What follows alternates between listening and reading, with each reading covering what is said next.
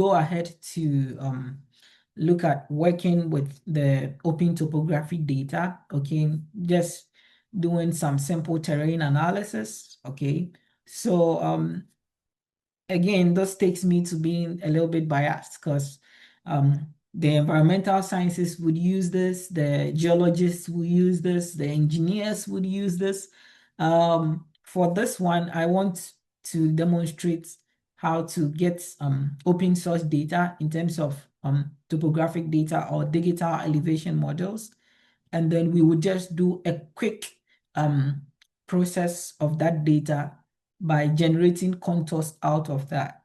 Okay, so we want to download digital elevation models for say the British Columbia area, or probably we can decide to go with 𝗧𝗸𝗀𝗇𝗏. Okay, so we would want to decide on downloading the DEM for 𝗧𝗸𝗀𝗇𝗏. So at this point, you should have your OpenTopography API key. Okay, so it should let me quickly go to my folders. Yeah, mine here, API key. I just opened a Word document and I pasted it so that it becomes very easy for me to access my API key. So it's a long string of numbers and letters, which is just what is shown here. So that is mine at the moment. Yeah. So if you open your map, all right, say you have any location you want to work with. For now, we want to work with 𝗧𝗸𝗀𝗇𝗏. Okay. So what we want to do is that if we go to raster, okay, so if you click on the menus tab and you go to raster, okay, now under raster, you should see raster calculator. There is a lot you can do with it.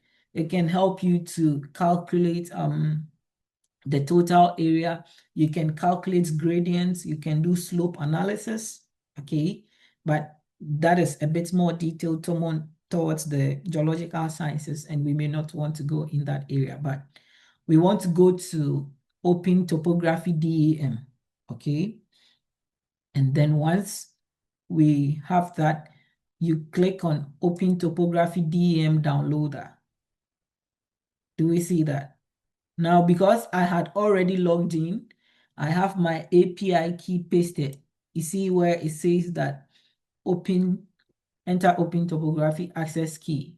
Okay, so over here, this is where you would paste your API key.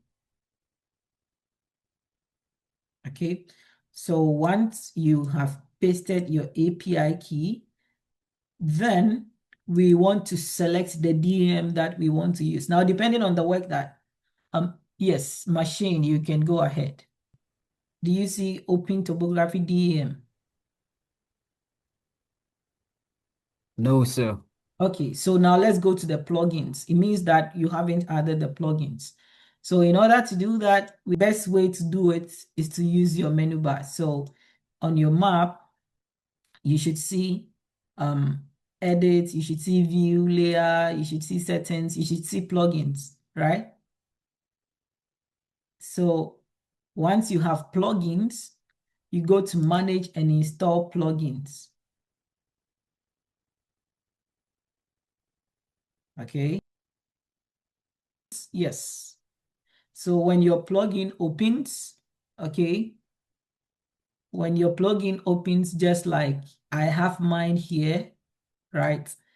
We want to search for OpenTopography DEM, okay?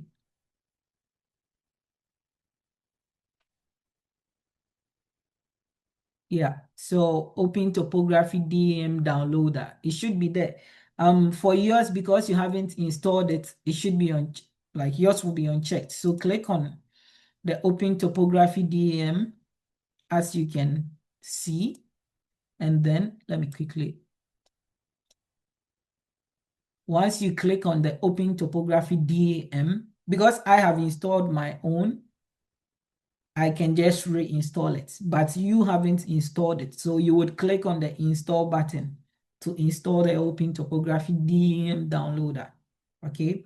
So now that you have the OpenTopography plugin installed for you and you have your API key, we want to download the DEM. Okay, so we go to raster, as I said, and then from raster over here, we go to OpenTopography DEM. Okay, and then from that, you click on it. So I have already pasted my API key. So what we want to do is to download our DEM. Now, depending on the work you are doing, you may want to get one that has a smaller resolution or a bigger resolution. Depends on what you are doing.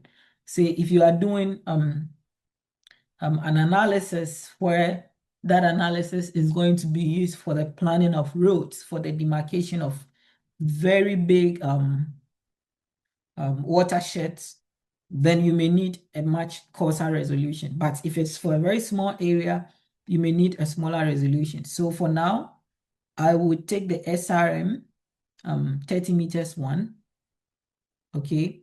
And then I have my API key pasted. So at the point where it says define the extent to download, you can use the current map extent. So if you click on this button here, this drop down arrow, you should see that it says calculate from layer. So that's what pick the layer extent of your current map, okay? But if you want to define a specific extent, say I want to download the DEM for a small area in what is it called? In 𝗧𝗸𝗀𝗿𝗃, then what I can do is that I can draw, okay? I can draw the extent I want to use from the map layer. So in order to do that, I would use the draw on map canvas option. So if I click that, you would see that my mouse pointer changes into a crosshairs, and then I would just download a small portion of 𝗧𝗸𝗀𝗿. Okay, now when I download that, it should show the extent automatically.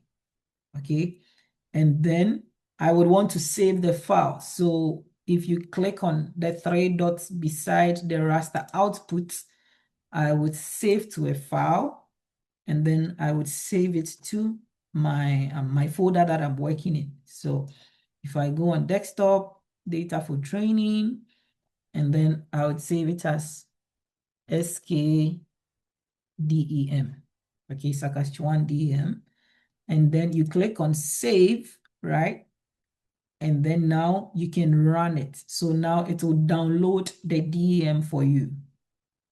Okay, so I am still downloading mine, depending on how fast the internet is. Yeah, it should download in a few minutes. So yeah, almost there.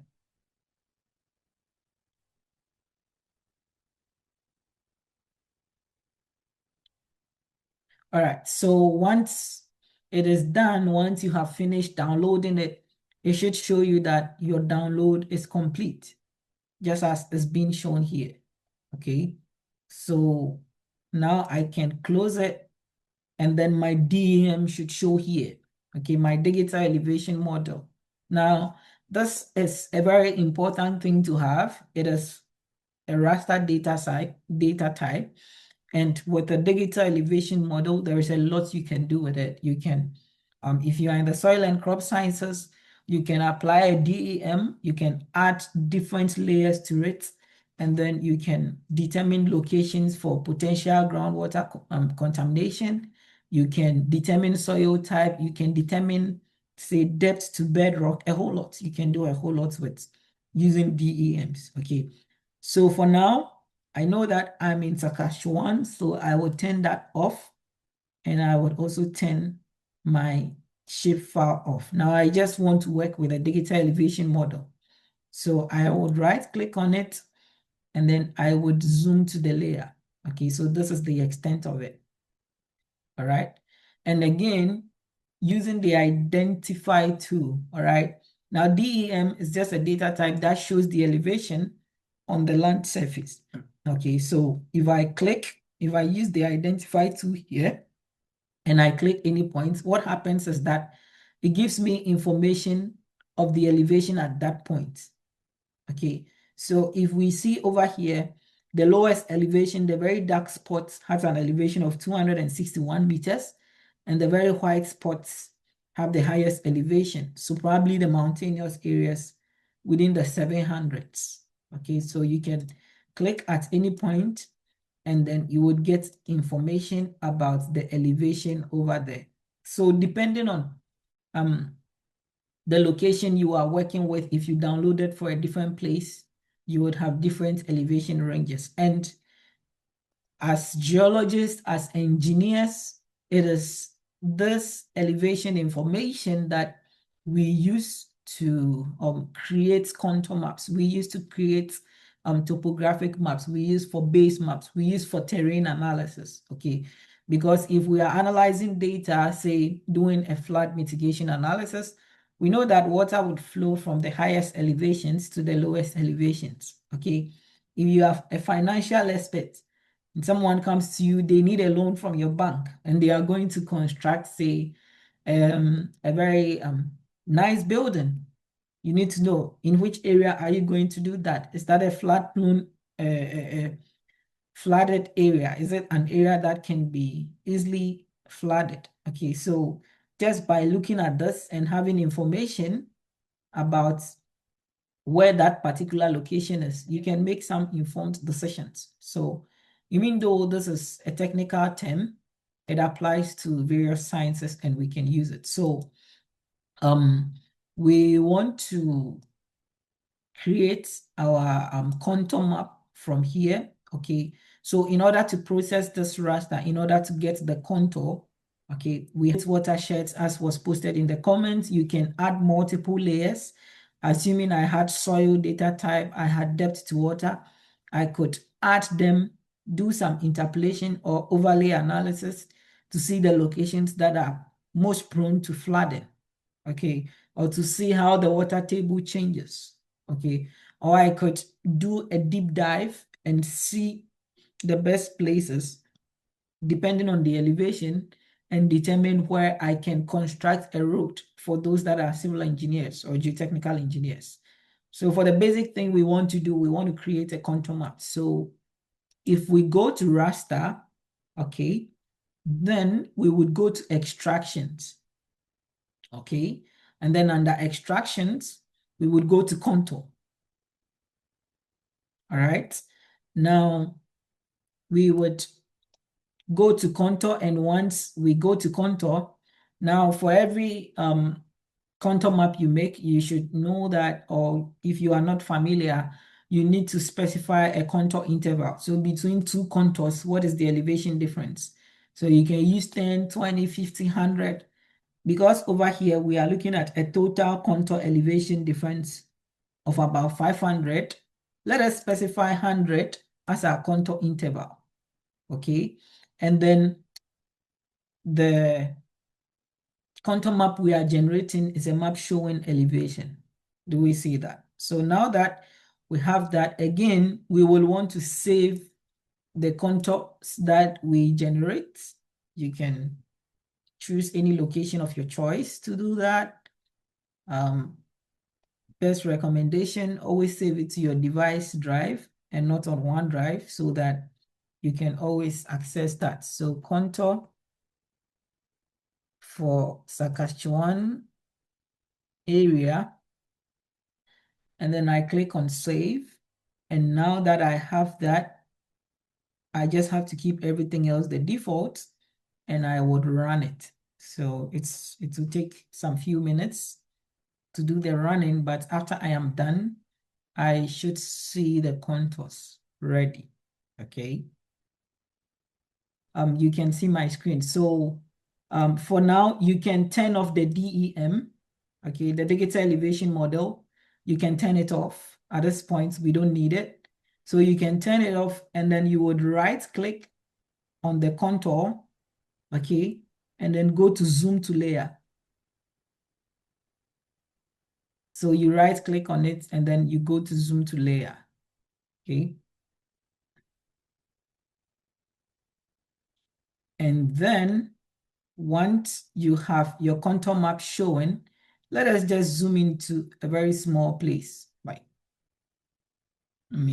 Mine has a very bigger extent than the one we did previously. But if you can see, we can see the changes in elevation, right? The very open contours shows the very lower elevations, and the places where you have the clash terrains shows the very high elevations. So this is a very good tool to have, a very good thing to do as a geologist, as an engineer, I mean, whatever field in which you are. If you use topographic maps or base maps, you can make your own, okay?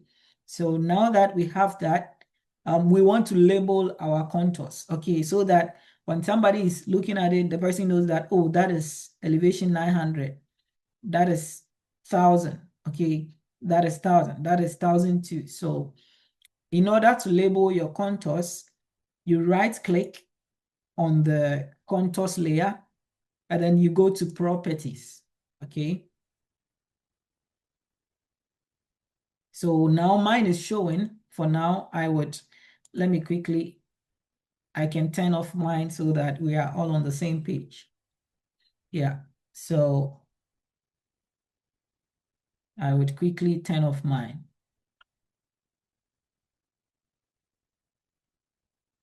So right-click on that. Mine now has no labels, okay? So in order to show the labels, we would right-click on the contours and go to properties. And then once our property pane is opened, we go to labels. So now you should be seeing this where it says no labels, okay?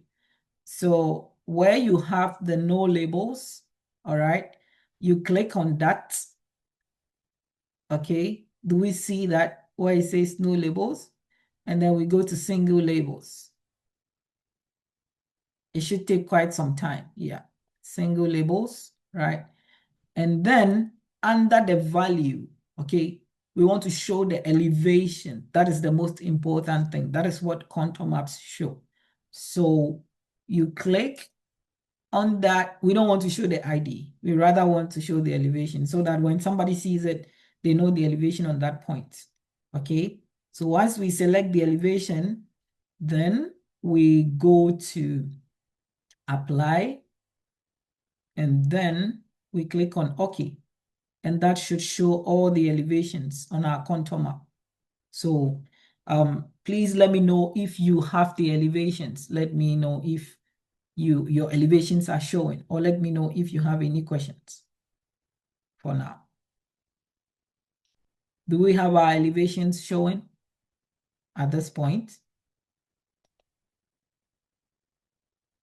Or do we have any questions? All right, so since we have no questions, and I presume our elevation is showing, again, for a repeat, you can right-click on properties. You can, once the property pane opens, okay, you can, where it says no labels, if yours is under no labels, change it to single labels. And then once that is ready, you make sure the value is elevation. That is what we want, okay? And then you can click OK. And that comes in. Perfect for you. Now, if you see mine, you could see the colors are purple, but you may have yours showing as red, blue, or usually contour colors are set to black. Okay, so if we want to change that, you could see that there is a line in front of the contour. So what you do is you double click on that line, okay? If you double click on that line, it should open the symbology tab for the contour for you. Yep. And then once you go to symbology, all right, you see the line color. I picked purple. I'm not sure why, but ordinarily contour lines are supposed to be black. So you can pick black depending on what you are doing. If you want to be artistic, you can pick red depending on the work you are doing, but feel free to choose anything to your preference. If you want to choose a simple blue line. There are a lot of options for you over here that you can play with on your own. So once you click apply, it should be applied to your contour map just like it's showing here. So this is a map showing red contours. Maybe I would keep working with this one, okay? So do we have any questions up to this point before we proceed to exporting the map?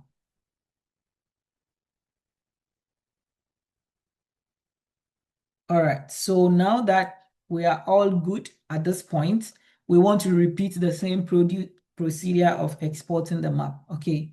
So in order to do that, make sure your map is always saved. So you click on the save button so that it's saved.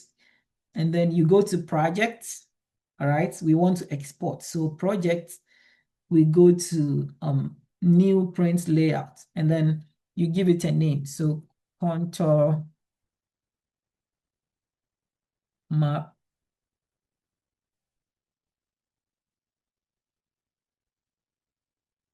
And then you click OK. And that brings in your map layout page. Okay, so this is our map layout page. So now we want to create the map. Again, you go to the draw map option or the add map option, you click on it, and then you draw your map just like we have here. And once you do that, it is taking quite some time. So now at least we have it here, okay? And then again, being a little bit artistic, I like for my dark frame to show. So you could see some faint blue line outside here. So I would scroll down,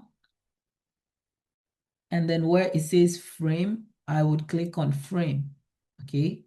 And then in terms of the thickness, I would increase it a little bit.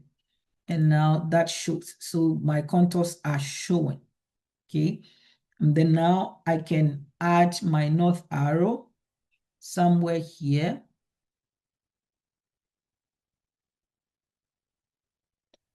Okay, and then I can do a little bit of editing here for the north arrow, okay? So I would scroll down. I scroll down, okay? And then where it says background, I will check the background, right? And then when I go down, the background color, I can select any background color that I want. So where it says background, I will select white, okay? And then for the north arrow, in terms of the position, I want it to be at the center. Like I want the position to be at the center. So let's look at this.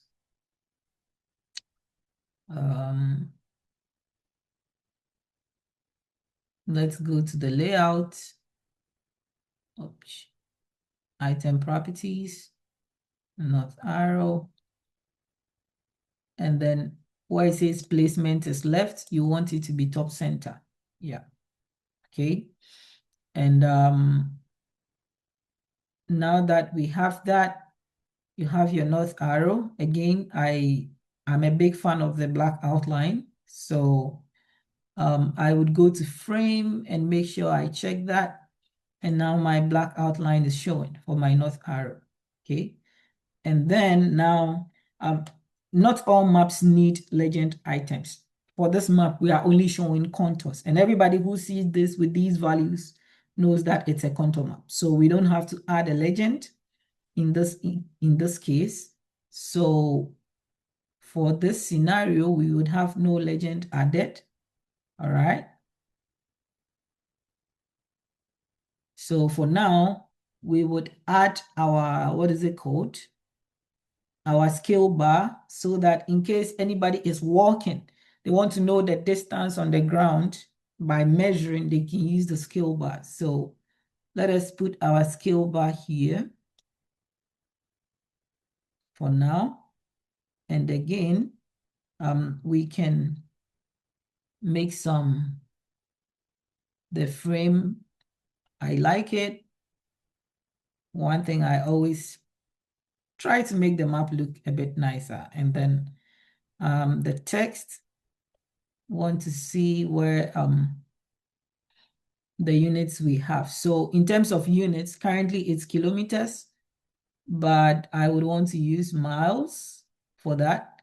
And then in terms of the position, I want it to be below the text. So when I come to display, I come to above segments, I choose below segments, okay? And now I should have my legend, okay? And finally, you would always want to add a title to your map so that anybody who picks it up knows what the map is representing. So, or they know the information in the map. So to do that, you go to the add text option, just like we have. Okay, there it is, add text. And then, let me quickly move this here. So we would want to change that to say contour map. Or currently my own, because I use the British Columbia area, I would put that in the title, but yours should be for the Saskatchewan area. So I would say contour map for British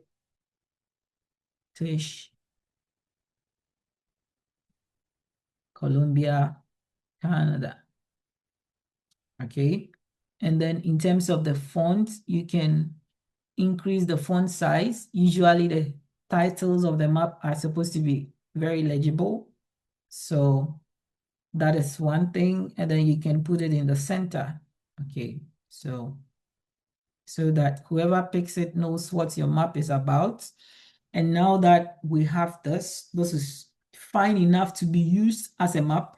If you want to add any text to it, say your name, whatever it is you want to do, in this case, you can quickly do that. Or if you want to put in a description, you can go ahead and then add in that description. But because you are putting it on the map, you may have to make sure that the background is selected so that whatever text you type is legible. Okay, but for now, I would delete that text, and then this maps to me is okay to export if I was just making a base map which I want to use for my geological map. So over here, I could use this, or I could get this for whatever it is I want to do. Because this one is in a geological context, and say, if I want to plot points, I may want to need the longitudes and then the latitudes, the coordinates at the end. Then we may have to go a further step, okay, of showing those coordinates, all right? But that would be introduced in our subsequent training sessions after we have decided on that. So now that our map is ready, let's go ahead to export it as a picture. I mean, if you have worked up to this point, then there is no need to take a screenshot. You just have to export it as an image so that it is very good, because if you take a screenshot, it reduces the quality. So to do that, we go to layout here, and then we go to export as image, just like we did in the first one. And then we go to desktop, wherever we've kept our files, and then we save it as contour map for Columbia. Okay, yours should be the Saskatchewan area. So if I click on save, and then my resolution, usually 150 dpi works good for me because of my laptop screen, but it works good for different purposes. And then I click on OK. Okay, so now it is done exporting, so you can click on that link, and then it will take you to the location for your map. And now you can open it and then use it as you need. So now this is the contour map that we just made.